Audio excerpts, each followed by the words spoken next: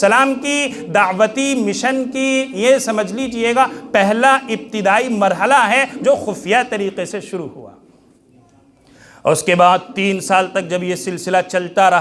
رہا اور اس کے بعد حالات بدلے، اب پالیسی کے اندر تبدیلی کا وقت آیا۔ اب نبی پاک صلی اللہ علیہ وسلم کو یہ کہہ دیا گیا کہ اب خفیہ تعلیمی دور ختم ہوا، اب آپ اپنے اس مشن کا ببانگ دہل اعلان کریں گے، ڈنکے کی چوٹ پر لوگوں کا اعلان کریں گے اور تمام لوگوں کو اکٹھا کر کے ہمارا تعارف کرائیں گے۔ چنانچہ نبی اکرم صلی اللہ علیہ وسلم نے اللہ تبارک و تعالیٰ کی ہدایت کے مطابق اور حکم ربانی کے مطابق تمام لوگوں کو ایک میدان کے اندر جمع کیا اور آپ صفا پہاڑی پر کھڑے ہو گئے اور کھڑے ہو کر کے لوگوں سے یہ کہا کہ تم مجھے جانتے ہو، تمہارے درمیان میں رہا ہوں، کبھی تم نے میری کسی حرکت کو ایسا نہیں سمجھا جو قابل گرفت ہو، میرا بچپنا، میری جوانی تمہارے سامنے گزرا ہے، تم بتاؤ کہ میں صادق ہوں، سچا ہوں، کبھی تم نے جھوٹ کا تجربہ کیا ہے کہ نہیں کیا، امانت کے اندر کبھی خیانت کی ہے کہ نہیں کی۔ تو اس لیے نبی اکرم صلی اللہ علیہ وسلم نے ان سے کہا کہ اگر میں تم سے یہ کہوں کہ اس پہاڑ کے پیچھے ایک لشکر ہے، وہ تم پر حملہ کرنا چاہتا ہے،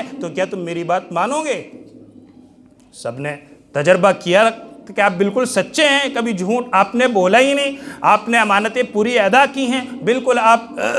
خائن ہیں ہی نہیں، جھوٹ بول ہی نہیں سکتے، اس لیے سب نے ہاتھ اٹھا کر کہہ دیے کہ ہم آپ کی بات مانیں گے۔ تو نبی اکرم صلی اللہ علیہ وسلم نے کہا،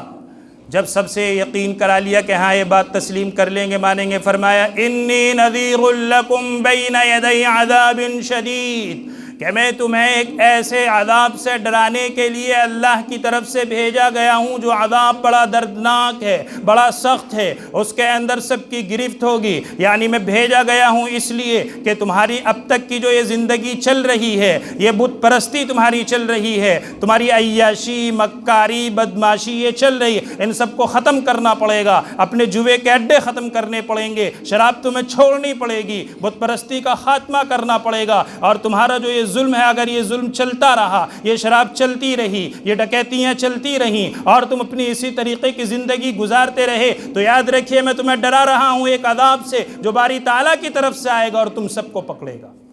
نبی پاک صلی اللہ علیہ وسلم نے جب یہ اعلان کیا تو مجمع دنگ رہ گیا کہ ابھی تو یہ کہہ رہے تھے، سمجھ میں ہی بات نہیں آئی، ابھی تو کہہ رہے تھے کہ یہاں پیچھے لشکر ہے، وہ حملہ کرنا چاہتا ہے، اب کہہ رہے ہیں کہ میں تمہیں ڈرا رہا ہوں ایک عذاب سے، بات سمجھ میں نہیں آئی۔ لیکن نبی پاک علیہ السلام نے جب اس کو پوری تفصیل سے ان لوگوں کو سمجھایا تو پھر وہ سمجھے، اور پھر اسی قوم کے اندر سے آپ کے دشمن بھی ہوئے، آپ کو تکلیفیں بھی پہنچائی گئیں، اور پھر یہی وہ دور ہے کہ انبیائی مشن کو زندہ رکھنے کے لیے اور آگے پوری ملت تک پہنچانے کے لیے نبی پاک صلی اللہ علیہ وسلم اور آپ کے صحابہ اس طریقہ کار پر جمے رہے اور اس کو نہیں چھوڑا، حتیٰ کہ حضرت سمیہ کے اسی دور کے اندر برچھا مارا گیا، صحابہ کی شہادتیں ہوئیں۔ یہی وہ دور ہے کہ جس میں مکے کی گلیوں کے اندر حضرت بلال کو گھسیٹا گیا، یہی وہ دور ہے جس میں حضرت عمار اور حضرت یاسر پر ظلم کو توڑا گیا اور ظلم کی انتہا کی گئی۔ لیکن قربان جائیے ان حضرات کی محنت پر اور اس انبیائی مشن پر اور ان دعوتی تحریکات پر کہ یہ ذرا بھی ان کے قدموں کے اندر جنبش اور لرزش نہیں ہوئی، اور نبی پاک صلی اللہ علیہ وسلم نے ان کو جو مشن دے دیا اور دعوتی جو ان کو مشن دیا، اس مشن پر یہ قائم رہے، اور پھر اللہ کی یہ مدد ان کے ساتھ آتی رہی، اور پھر دنیا نے دیکھا کہ دنیا کے اندر جو اور طاقتیں تھیں جو اسلام کو ختم کرنے میں لگی ہوئی تھیں، چاہے وہ بیرونی طاقتیں ہوں یا اندرونی طاقتیں ہوں، سب کو اسلام کے سامنے سرنگوں ہونا پڑا اور اسلام کی آفاقیت کو سب کو قبول کرنا پڑا۔ نبی اکرم صلی اللہ علیہ وسلم کے بعد اب یہ ذمہ داری ہماری اور آپ کی ہے۔ صحابہ کرام اس دنیا سے جا چکے ہیں، ان کے بعد ہماری اور آپ کی ہے، یہ ذمہ داری ہے۔ یہ انسان کا مقصد ہے کہ اپنے رب کو نہ بھولے اور اپنے اللہ کو نہ بھولے، اس کی اطاعت کرے، اس کی عبادت کرے، اس کو خالق تسلیم کرے، احکم الحاکمین اس کو مانے، مالک اس کو مانے، اور انہی چیزوں کو ان لوگوں تک پہنچائے جو اللہ سے متعارف نہیں ہیں۔ ورنہ یقین جانیے کل جب قیامت کا میدان ہوگا اور میزان عدل ہوگا، انصاف کا ترازو وہاں کھڑا ہوگا، تو آپ کے یہ پڑوسی جو آپ کے یہ دکاندار ہیں، غیر مسلم طبقہ، یہ کل اللہ کے سامنے شکایت کریں گے آپ کی، اور یہ کہیں گے کہ اللہ یہ فلاں حاجی جی تھے، یہ فلاں میاں صاحب تھے، یہ فلاں خاں صاحب تھے، ہم انہی کے محلے میں رہتے تھے، یہ ہمارے پاس آتے تھے، چیزیں خریدتے تھے، بھاؤ تاؤ کرتے تھے، کہتے تھے کبھی گھی دے دو، کبھی چاول دے دو، کبھی تیل دے دو، اور یہ کہتے تھے کہ میاں 2 روپے کم کر دو، روپے तुड़ाते थे, सौदा करते थे, लेन देन करते थे, हमारी तकरीबों में आते थे, हम इनके यहाँ जाते थे, तमाम चीज़ें करते थे, लेकिन अल्लाह यकीन जानिए कभी इन्होंने आपका तारुफ नहीं कराया, कभी इन्होंने नहीं बताया आप अहकमुल हाकिमीन हैं, कभी इन्होंने नहीं बताया आप मलिकुल मुलूक हैं, कभी इन्होंने नहीं बताया आप राज़िक़ हैं, कभी इन्होंने नहीं बताया आप रज़्ज़ाक़ हैं, कभी इन्होंने नहीं बताया इबादत आपकी करनी चाहिए, कभी इन्होंने नहीं बताया खालिक व मालिक आप हैं।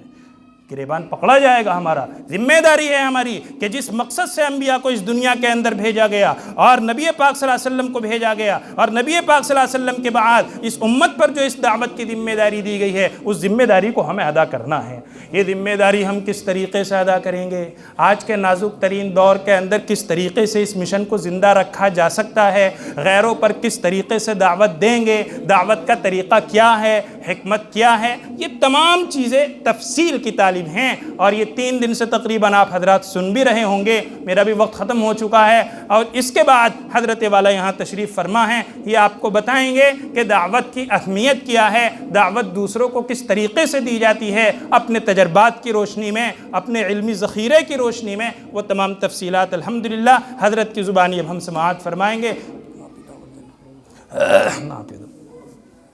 अल्लाह तबारक व तआला हम लोगों को अपने मकसद को जो अल्लाह ने हमें दुनिया के अंदर देकर भेजा है उसको ज़िंदा कायम रखने की तौफ़ीक़ मरहमत फ़रमाए और अल्लाह हमारी इस सई को, अमल को, कोशिशों को कबूल फ़रमाए और दुनिया के अंदर भी आखिरत के अंदर भी अल्लाह तबारक व तआला हमको कामयाबी से और सुरखरुई से नवाज़े। व आखिरु दावाना अनिल हम्दुलिल्लाहि रब्बिल आलमीन। अब इसके बाद जैसे मैंने बताया कि हज़रत वाला यहाँ तशरीफ़ फ़रमा हैं और अल्हम्दुलिल्लाह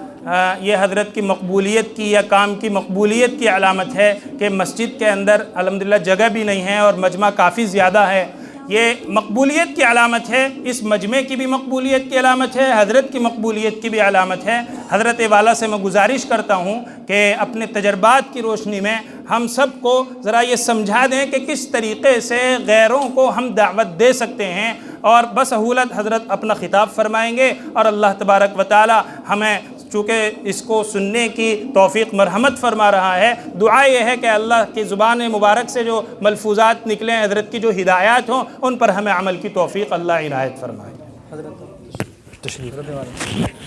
साहब